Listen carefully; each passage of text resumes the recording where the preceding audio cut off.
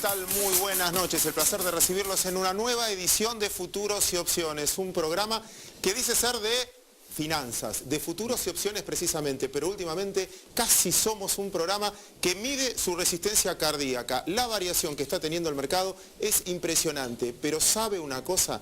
Desde principio de año, el Dow Jones, por ejemplo, para tomar un ejemplo, está neutro. Es más, le diría que un poquito positivo ahí jugando, pero por milésimas. Si mido la última semana desde nuestro último programa con la baja de calificación de Standard & Poor's, también el mercado está relativamente positivo.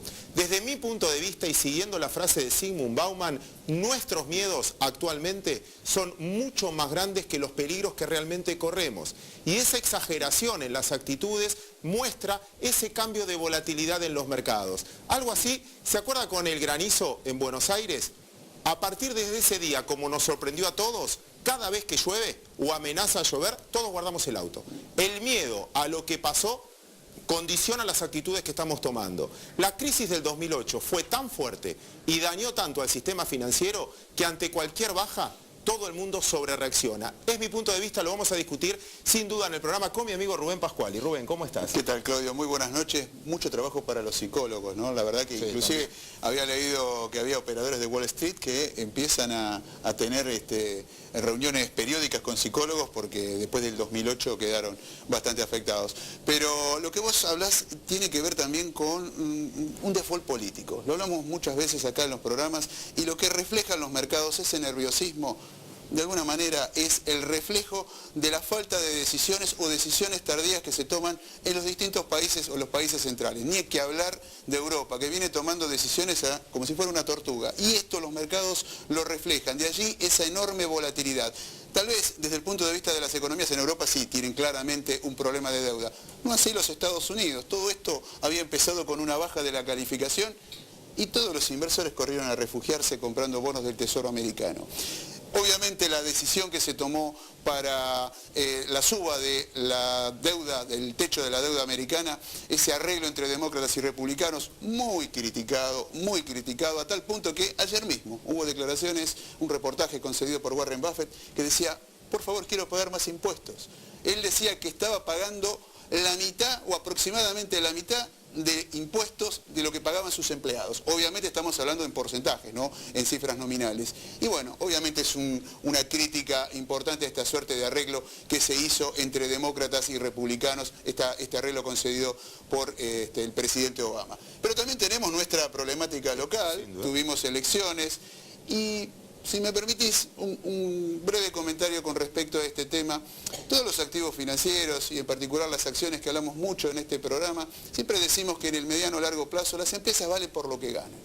Pero también hay un gran componente de expectativas. Creo que en función del resultado, de las magnitudes del resultado, gran parte de esas expectativas creo que ya están casi resueltas, porque la verdad es que el aporte importante de la estadística de este fin de semana está marcando que muy probablemente no cambie demasiado las elecciones del 23 de octubre. En este sentido se despejan muchas incógnitas. Entonces ahora lo que viene, lo importante, lo que nos empezamos a preguntar es cómo sigue la película.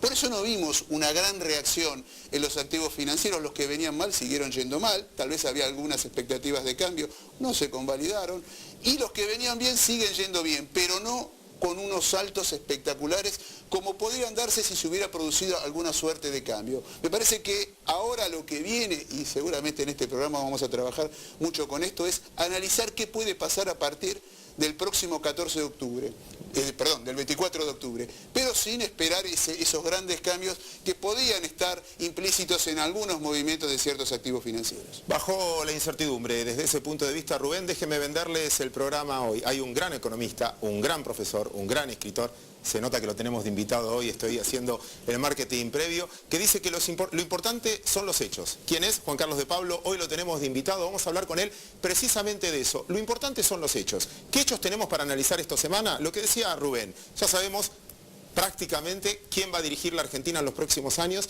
Ese punto trae ganadores que se saben claramente quiénes son y perdedores que se saben claramente quiénes son. Ahora depende de nosotros en qué activos invertimos y en qué activos desinvertimos. Parte del debate de hoy. En el mundo también los hechos son contundentes. Lo dijo Ben Bernanke, tasas bajas por 2 años. Esto es un incentivo a la especulación fenomenal, esto de tener tasas bajas. Y el tercer hecho, que es lo que se discutió hoy en Europa y cambió el signo de los mercados.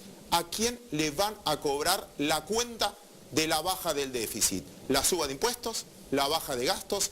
Muchos debatiendo ese tema. Nosotros lo vamos a hacer en el programa de hoy. Empezamos con Ana Sacco, con Leonardo Occhialva, nuestro columnista estrella, que en este caso contesta las preguntas de los televidentes. Ana, te damos las cámaras.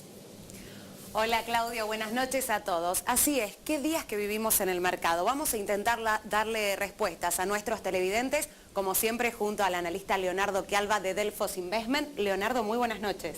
¿Qué tal? Buenas noches, Ana. ¿Cómo estás? Muy bien. Bueno, hoy vamos a cambiar el orden. Vamos a arrancar por el escenario local porque el pasado domingo tuvimos por primera vez en la Argentina las elecciones primarias simultáneas y obligatorias. Vamos con la primera pregunta, porque Jorge de Capital consulta cuál fue el impacto del resultado electoral en las acciones argentinas. Mira, vemos un impacto bastante acotado del tema local. Recordemos que este resultado de las primarias se da en el marco de una alta volatilidad internacional. Entonces, los activos argentinos habían estado muy afectados justamente por esa caída de precios internacionales con su consiguiente rebote a mediados de la semana anterior. Con lo cual, llegamos al resultado electoral sin demasiado componente local, aunque sí lo que vemos, y un poco lo charlábamos la semana pasada, es esto de que los activos que tenían mayor capacidad de recuperación eran aquellos que venían teniendo una mejor performance en las semanas previas al aumento de la volatilidad y a la caída de precios. En ese sentido, además, la victoria tan contundente de Cristina llevó o profundizó el sentimiento de un gobierno pro crecimiento, y eso se tradujo en una excelente vuelta de precios después de la caída de la semana anterior, por ejemplo, del cupón de crecimiento. Así que ahí veo un aspecto positivo en un instrumento que creo que rebotó mucho más que el promedio de los restantes activos financieros. En la esquina opuesta pondría a las empresas energéticas. Son claramente las más rezagadas, las afectadas en los días posteriores al domingo, vinculado con el marco tarifario, el marco regulatorio que todavía está en veremos, con lo cual la victoria tan contundente del kirchnerismo, que viene con esta política de tarifas públicas congeladas, ha golpeado de nuevo y claramente de una manera profunda a las empresas que están en ese sector.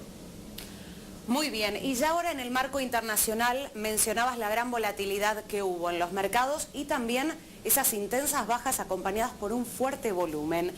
Andrés de Berazategui pregunta, ¿cuál es la razón por la que rebotaron los mercados internacionales? Bueno, se dieron la combinación de varios factores. Uno de ellos fue un nivel de sobreventa y de pánico extremo. Lo que vimos la semana pasada en la historia reciente lo habíamos visto en los niveles de la crisis de Lehman, cuando el S&P hizo ese mínimo de 666, se vio un nivel de pánico semejante al actual. Los inversores especuladores, los hedge funds, tienen un nivel de posiciones de riesgo realmente muy bajos, y los fondos que siempre van comprados tienen un nivel de cash muy importante. Es decir, llegamos a un punto en el cual todos los inversores que querían salir salieron, y aparecieron las compras aprovechando niveles de evaluación muy buenos.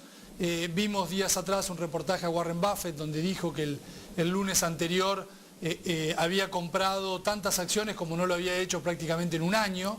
Es decir, inversores que miran mucho más allá de los próximos meses, están mirando los próximos años, les gustan estos niveles de evaluaciones, ven el nivel de pánico como una oportunidad, entran al mercado. Además, se vieron obviamente favorecidos o ayudados por el discurso o el comunicado que acompañó la decisión de la Reserva Federal Americana. No hubo contundencia en los hechos, pero sí contundencia en las palabras. La Reserva Federal Americana dispuso que las tasas de interés de corto plazo van a mantenerse bajas hasta mediados del 2013.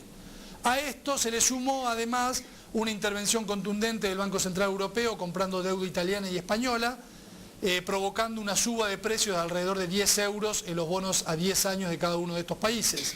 Y como faltaba poco, en un escenario muy volátil, el jueves de la semana pasada salió el dato que tanto hemos hablado, que venía saliendo muy bien y lo confirmó el último jueves, de pedidos de seguro de desempleo en Estados Unidos, por debajo de 400.000, que fue un dato que en un contexto, como decía Claudio, de extremo pesimismo, los tomó con la guardia baja a los inversores, y también eso obligó a los inversores a tener que cerrar posiciones cortas que estaban jugando a la baja, y aquellos que estaban con mucho nivel de efectivo a tomar algunas posiciones en un mercado sobrevendido y barato.